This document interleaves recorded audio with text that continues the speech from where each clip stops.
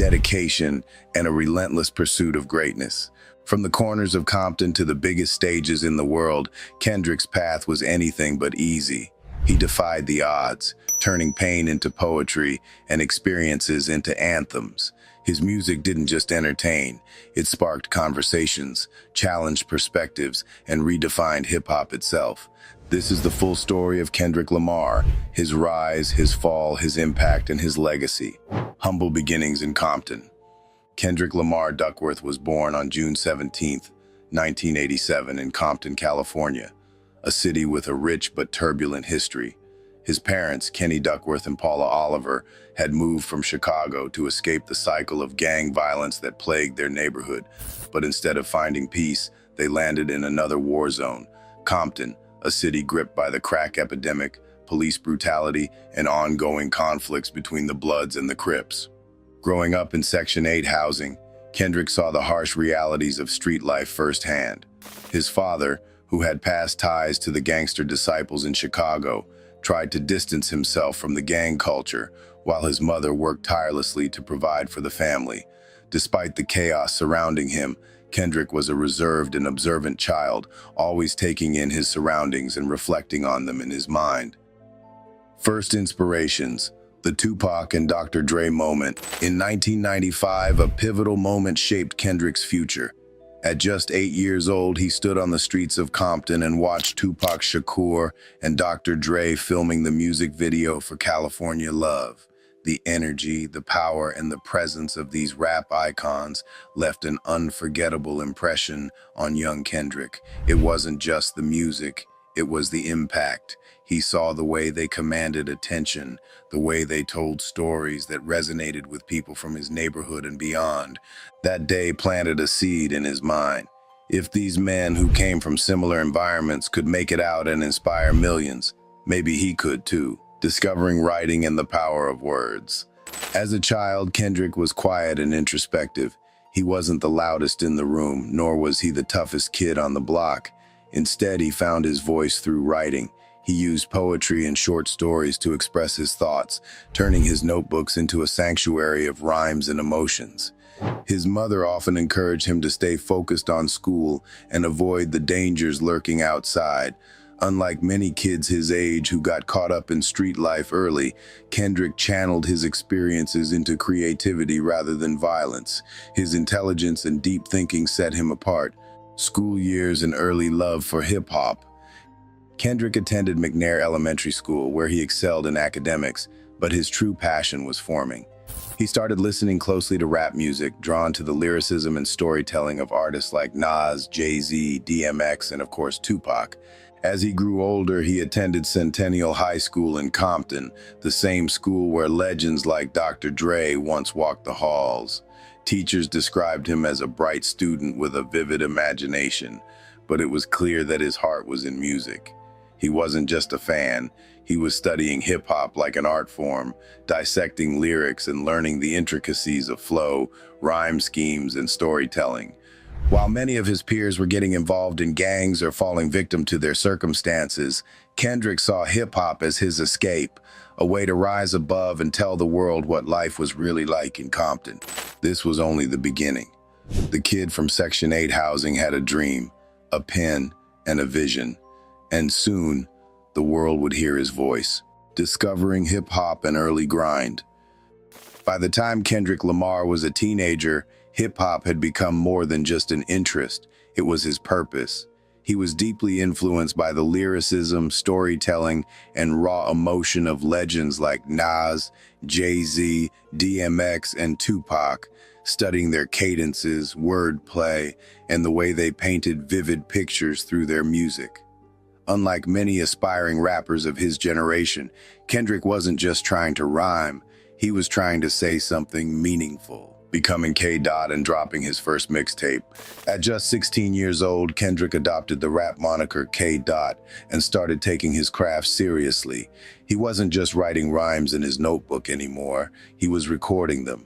The raw hunger in his voice, combined with his ability to craft intricate lyrics, set him apart from the typical West Coast rap scene of the early 2000s.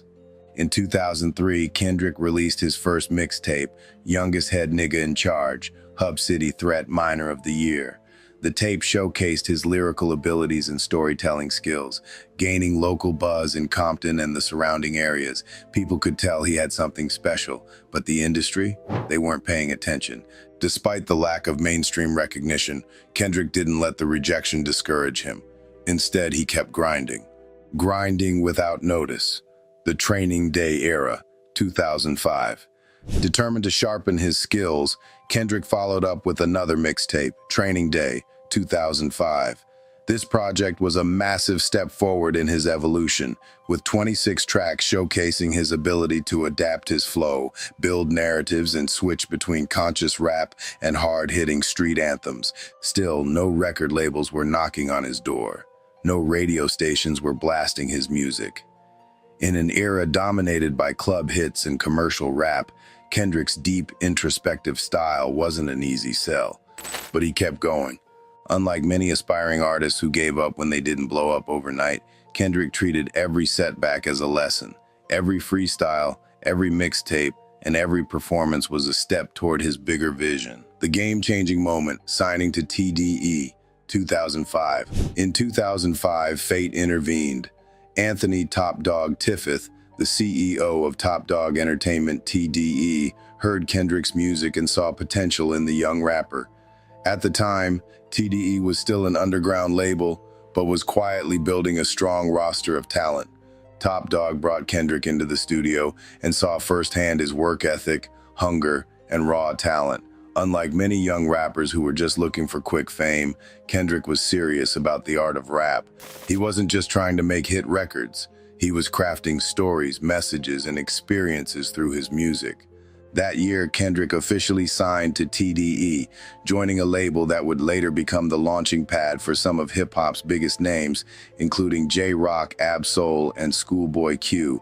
Kendrick was still far from fame, but now he had something he never had before. A real team behind him, a place to develop his skills, and a shot at proving himself to the world. The journey had only just begun. Meeting Dr. Dre, the big break. By 2009, Kendrick Lamar had built a solid underground following, but he was still far from mainstream success. That was about to change. Overly Dedicated, the mixtape that changed everything, 2010. Kendrick had already put out several projects under TDE, but it was his 2010 mixtape, Overly Dedicated, that truly made waves. The tape was a perfect balance of introspective storytelling and raw energy, showcasing a refined version of the artist he had been developing into.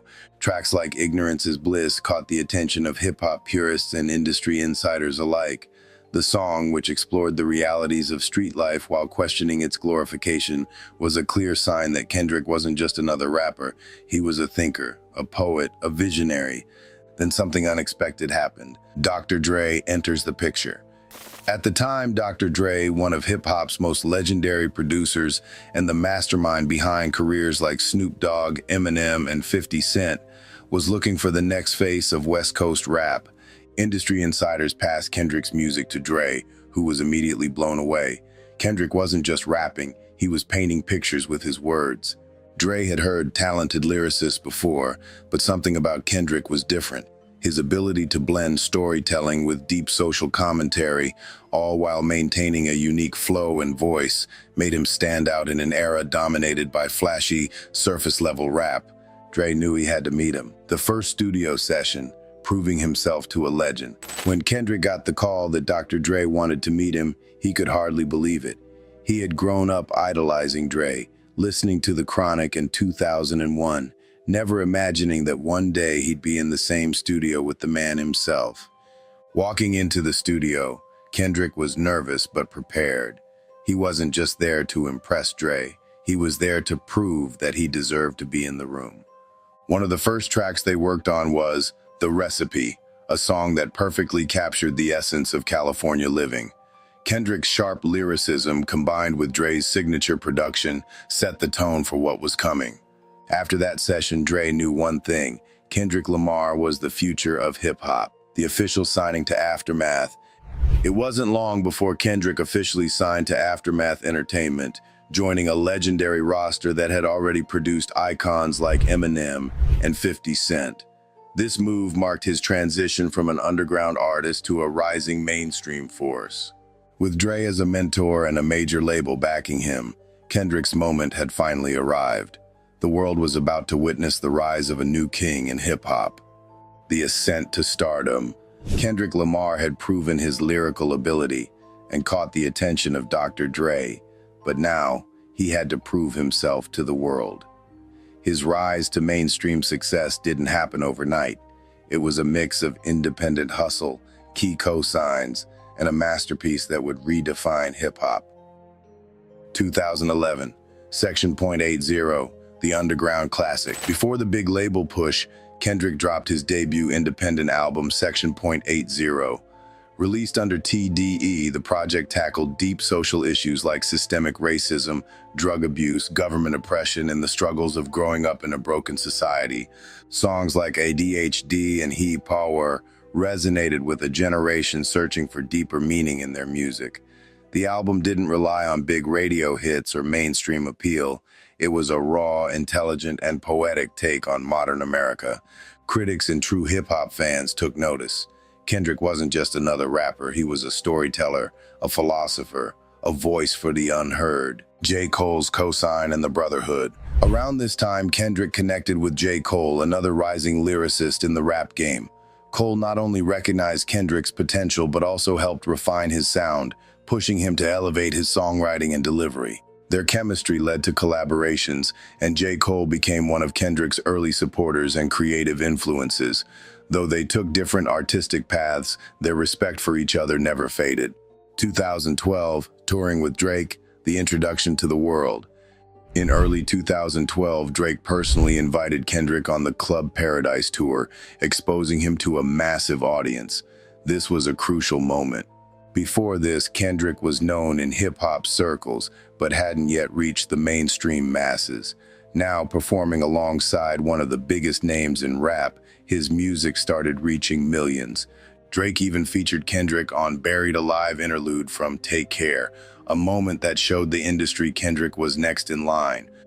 2012, Good Kid, M.A.A.d City, the modern classic. Then came the game changer. On October 22, 2012, Kendrick dropped his major label debut album, Good Kid, M.A.A.d City, under Aftermath, TDE, and Interscope. This wasn't just an album, it was a cinematic experience, telling the story of a young Kendrick navigating the streets of Compton, facing peer pressure, gang violence, and personal growth. Hit singles that took over the charts: Swimming Pools, Drank, a hypnotic yet cautionary tale about alcohol and its effects. Backseat Freestyle, raw, aggressive, and full of energy. Bitch, Don't Kill My Vibe, a smooth anthem about staying focused and avoiding negativity. But beyond the singles, the real power of the album was in the storytelling. Songs like Shireen and Sing About Me, I'm Dying of Thirst were deep, emotional narratives that pulled listeners into Kendrick's world. Critics hailed the album as a masterpiece, comparing it to classics like Nas' Illmatic, Fame, Pressure, and Staying Humble. With Good Kid, M.A.A.d City, Kendrick went from a rising star to a hip-hop heavyweight. The pressure was real. He was being labeled as the savior of hip-hop, and expectations were sky high. But through it all, Kendrick remained humble, focused, and dedicated to his craft. He wasn't chasing clout or commercial success. He was chasing artistic greatness, and the world was just beginning to see what he was capable of. The control, verse, and industry domination. Kendrick Lamar had already made his mark with Good Kid, M.A.A.d City, but in 2013, he shook the entire hip-hop world with just one verse. It wasn't on his own song, it wasn't even an official single, but it became one of the most talked about moments in modern rap history. 2013, the control verse, a declaration of war. On August 13, 2013, Big Sean dropped a song called Control, featuring Kendrick and Jay Electronica. The track wasn't even included on Big Sean's album due to sample clearance issues, but once people heard Kendrick's verse, nothing else mattered. In one verse, Kendrick declared himself the king of New York and the West Coast, called out his friends and peers, Drake, J. Cole, Big Sean, Meek Mill, and more. reignited the competitive spirit of hip-hop that had been missing for years.